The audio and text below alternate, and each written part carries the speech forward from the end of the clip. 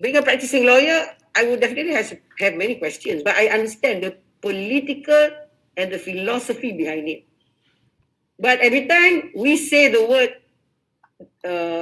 PH is the part, and then you have the government. The question that I always ask is, why not having all the MPs to sign, so that it be fair and not just a political block? That was the first question in my mind when I saw your grade, because I have no knowledge of your content until the day that it was published. And thank you so much for all the parties concerned, government and PH, to allow it to be displayed, so that there is no perception or negative perception by the public or other politicians. That's number one.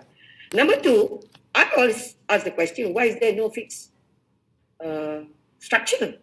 For me, when you talk about a lot of changes, especially on parliamentary reform, I am so excited.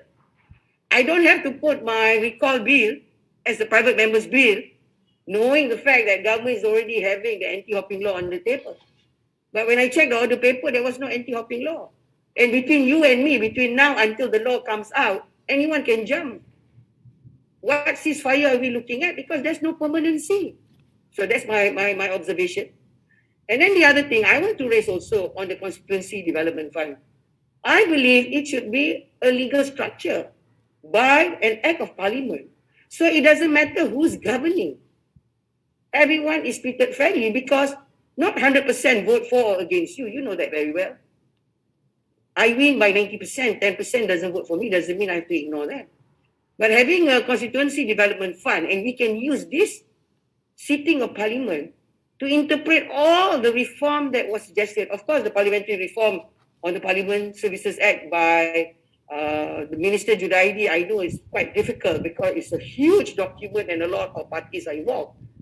But on the low-hanging fruit that you have in your MoU, I know yesterday, last night, a lot of members from your side, from your block, says that it's an early exit, and then if there is a huge breach, it's possible to leave.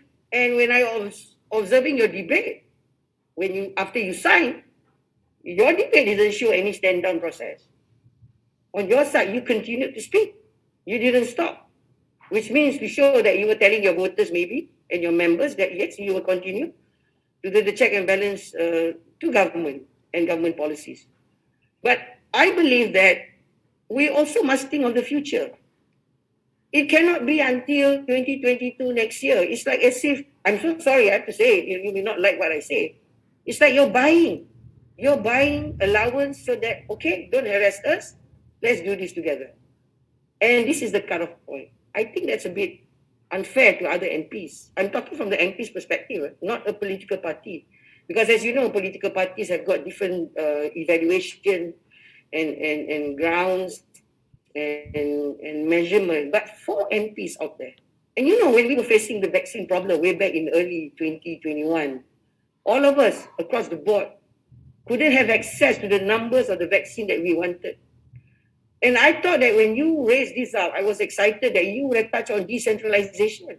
And you know, for areas outside Kuala Lumpur, Putrajaya is holding every decision. It was so difficult for simple implementation of one kedai mamak to open, because you have to go back to local council policy that goes back to the Kementerian kerajaan tempatan, you know, all that state list, federal list, concurrent list of the constitution. So I understood when government wanted to do emergency so that they can cross over all the existing laws. I understand that. But I thought with the MoU, I wanted to see something more, because if you know, you're right, Anthony.